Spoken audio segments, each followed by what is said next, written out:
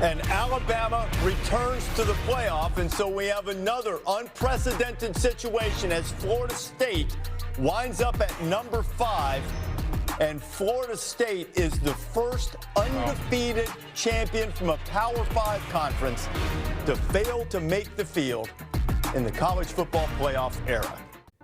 December 3rd, 2023 will go down as one of the most infamous days in college football history. Controversy instantly materialized, a fan base forever scarred. It was an unprecedented situation that had and will never happen again. Even after going undefeated and winning the ACC, the latter done with a third-string quarterback, Florida State would be on the outside looking in. Their consolation prize was a historic ass-kicking at the hands of the Bulldogs. It was a depressing end to a magical year, but at the very least, there should have been a good foundation to usher in another era of winning in Tallahassee. After all, they still had Mike Norvell. In less than 5 years, he had helped bring the Noles back to relevance. This would merely be a bump in the road, and Florida State should be able to bounce back. Yeah, about that. 44 yards away to do it. He got it! 2024 would be the biggest test for Norvell in his coaching tenure. He had to effectively retool this broken roster if they wanted to get back to the top. On paper, the guys he brought in through high school and the portal looked promising. Malik Benson, TJ Ferguson, and Roydell Williams were nabbed from the Tide to strengthen the offense. There were also some solid defensive pieces, but the headliner was definitely former 5-star quarterback DJ Uiagalelei. He had fallen off a bit at Clemson, but had a respectable 2023 campaign at Oregon State. With these new additions and continued development from the younger guys, many placed rather lofty expectations on the Noles. It made sense. They were supposed to play with a chip on their shoulders. 2024 was going to be the Florida State Revenge Tour, and they would show everyone that they were here to stay. There were no excuses to miss the playoffs this time around.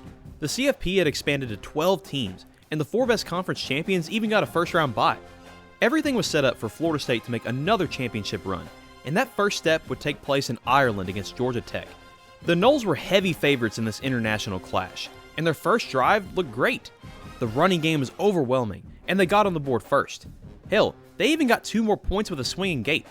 But as it turns out, this would not only be the best moment of the game, but the entire damn season. The rest of this contest saw nothing but flaccid offense and frustrating defense, and the first upset loss of the year belonged to Florida State. Things wouldn't get much better back in the States, when the Noles got their land salted by Boston College. Watching this team for 2 games made one thing abundantly clear. This was going to be a long year. Loss after loss after loss, most of which weren't even competitive. They went from contender to laughingstock in record time. Tends to happen when the play on the field is as offensive as trying to bully a guy into eating dog shit on Twitter. You know how bad the offense was in week 1 and how they still managed to score 21 points? Yeah, that 21 points would be the most they would score in a game for over 3 months. For the year, they only averaged 15.4 points per game, which was one of the worst offenses in all of college football. Akron scored more points than them. They finished the 2024 season with a 2-10 record, the worst record the school had seen since 1974. So, what went wrong? I know the poster child for this nightmare season was DJ, but it wasn't entirely his fault. Don't get me wrong, DJ was horrible. He's the worst quarterback that I've seen ever suit up for Florida State. But he didn't play every position. Was he at fault for the piss-poor blocking and running game? Or the fact they didn't have a go-to number 1 receiver? I don't think he was made for this offense. When comparing DJ to someone like Jordan Travis, it's night and day. One of the reasons that FSU's offenses under Norvell worked was because there was multiple dimensions to the quarterback position. While Jordan Travis was never going to crack 1,000 yards on the ground, he still had the ability to make plays with his feet, keeping the defense guessing with both scrambles and options. None of that carried over to DJ. He was a traditional pocket passer, nothing but a statue back there. Most passes were either checkdowns or throws to the sideline. If any pressure came his way, he was done. So many people were clamoring for Brock Glenn to replace him, and they got their wish after DJ broke his finger against SMU. But it was easy to see why they kept DJ out there for so long. Nobody in that quarterback room was capable of riding this ship, and the only one who looked okay decided to enter the portal. The defense wasn't blameless either. They were a below-average unit that could never bail out whatever the hell was happening on offense.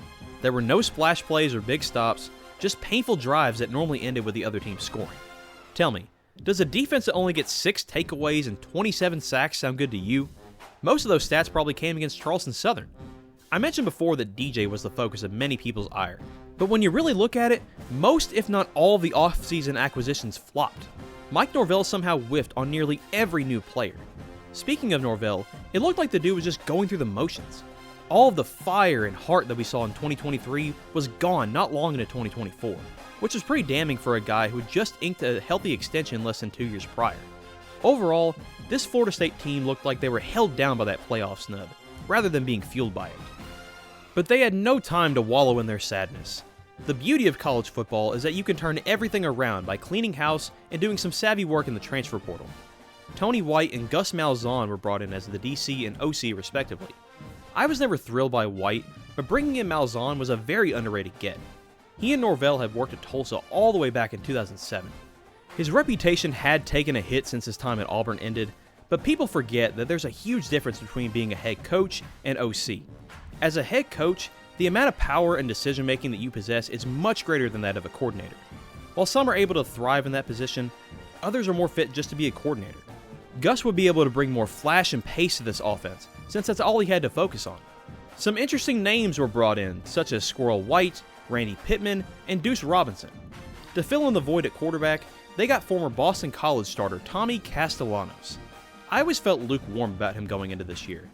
It wasn't like he led BC anywhere far, and a look at his stats showed a guy who was a fine starter for a middle-of-the-road team. But it would be hard to see him carrying a team who had national championship ambitions, and he didn't help his case by giving their Week 1 opponents some bulletin board material. Expectations for this team weren't as high as 2024. Lord, after that year, the reputation of this program had never been lower.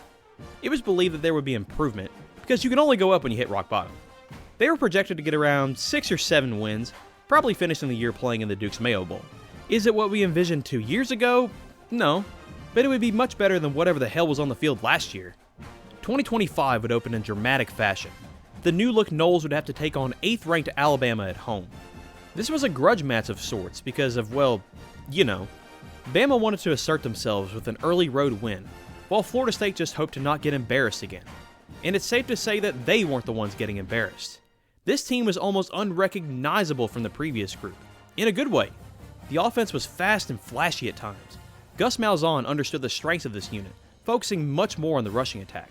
Be it running back, quarterback, or even wide receiver, everyone was getting a chance to run the ball. When the defense adjusted and tried to stack the box, that allowed the passing game to thrive, with each of our new receivers making critical plays. The defense also played balls out. After allowing a slow, painful touchdown drive, the Tide were shut down for the rest of the game. To call this outcome shocking would be an understatement. The way they played, we saw nothing like this last year. They were making clutch play after clutch play. The defense was flying all over the field. They were playing with so much more heart and fire. Nobody could have seen this coming, except for one man. Lee Corso is a beloved figure at FSU and college football in general. He had been a staple on College Game Day for the better part of 40 years, and his final appearance took place this very weekend. Almost as if it was a blessing, Corso was the only one on the panel to pick the Noles. In fact, every team he picked won that day. This win changed everything. Who needs the Duke's Mayo Bowl when you can make the college football playoff? If we can beat Bama, then we can beat anyone. They were ranked 14th following this game and were 8th after 2 easy tune-up wins. On paper, their Week 5 game against Virginia looked like more of the same, but there were some catches that caused some concern. For one, this was a road game on a Friday. Second, this team hadn't played a full game since Week 1, so there could be some rust. And finally, this was taking place in eerily similar circumstances to previous upsets in Charlottesville. Both in 1995 and 2005, around the same point in the year, Virginia upset Florida State when they were in the top 10. All the signs were there that this would be a trap game, and they followed that script to a T. The offense took a while to get going, and that once mighty defense was as effective as sunscreen in a supernova. They could not get off the field on third down, stop the run, or come up clutch at all when they were needed most. But even with this terrible defensive performance, the Noles could still win this game. Look at this catch by Deuce Robinson to bring them within 2. After further review, pass was incomplete. Or not.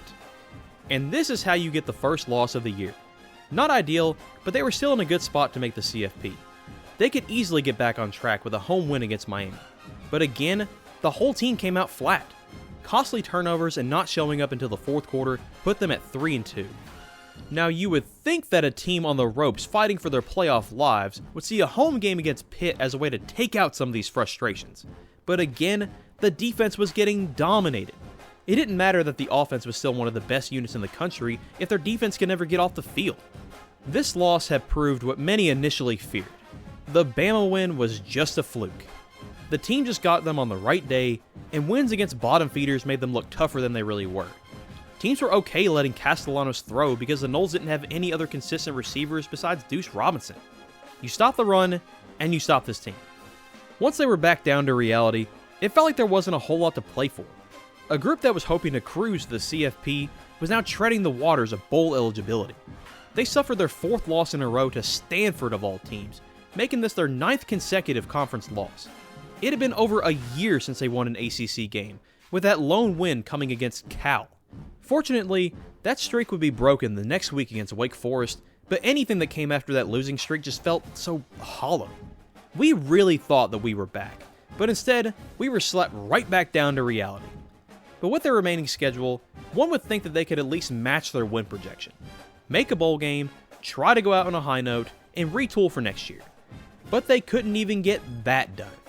Sitting at 5-5, all they had to do was beat either NC State or Florida. The NC State loss was already frustrating, since the team just forgot how to field a punt in crunch time, twice, but the Florida game, oh my god, that Florida game. If you want to encapsulate this tumultuous season into a single game, this would be the one. Florida was also at the end of a brutal year. They fired their head coach and were just looking to cross the finish line. Yet if you watch this game, you would think they were back in their national championship form. Jaden Baugh had more rushing yards than the Noles had passing yards. He looked like a combination of Adrian Peterson and Barry Sanders, and he finished with 266 yards and 2 touchdowns. This was a mercy killer. A 5-7 season thanks to no wins on the road and a 2-7 collapse. Naturally, fans and journalists alike were calling for Mike Norvell's head. This was his 6th season as the head coach, and 2 great seasons were sandwiched in between 4 years of losing. Normally, coaches in this situation would be told to pack up their things, but it simply isn't possible for Florida State at the moment. Everyone thought James Franklin's initial buyout was immense, but Norvell's is almost $10 million more than that. Financially, it makes more sense just to let him coach in 2026 and see if he can right this ship. If he can't, then his buyout would drop by over $7 million, making it a little easier to let him go. My view on Norvell is complicated. On one hand, I've seen this guy at his best. He's shown to be a great leader of men who's very passionate about the group he commands.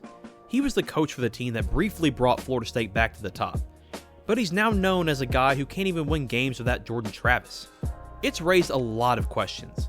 How much of that success in 2022 and 2023 can fully be attributed to him?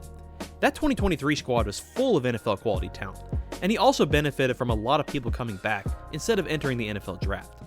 He hasn't been able to land truly game-changing recruits, only focusing on getting short-term options. I mentioned in my last FSU video that Norvell's biggest strength is his player development. Memphis never even had a top 50 recruiting class when he was the head coach, yet their offense was normally one of the best in the country. But college football has changed since he was in Memphis. The transfer portal and NIL have reduced the number of players who stay with one school for their entire career. Perhaps some of the players that he brought in could have eventually been good at Florida State, but they chose to leave when they got the chance. Florida State's recruiting classes will normally look good as a unit, sometimes finishing in the top 15 to 25, but there's never been that guy who the team can build around. They had Travis Hunter for a minute, but we all know how that turned out. There were some rightful criticisms thrown at some of the current and former coaches and players, but at the end of the day, Norvell is the one who chose to bring them in. He has had time to bring real, long-term success back to Tallahassee, and all we've seen is just a flash in the pan. It has left Florida State football in a zombified state, just roaming through the wasteland that is college football until they can find their next leader. Where this directionless husk ends up is anybody's guess. Which brings us back to this moment. December 3rd, 2023. A day that should cause anger and resentment, now emits a sense of cathartic pride. I can at least appreciate that we were in the spot to begin with, even if it didn't end the way that we wanted it to. Will it ever not sting to see us in that 5th spot? No, but it's still a hell of a lot better than whatever's going on right now. I can look back on this day and say, hey, at least we were there. That's going to do it for this video. Like and subscribe if you enjoyed. Thanks for watching, and I'll catch y'all later.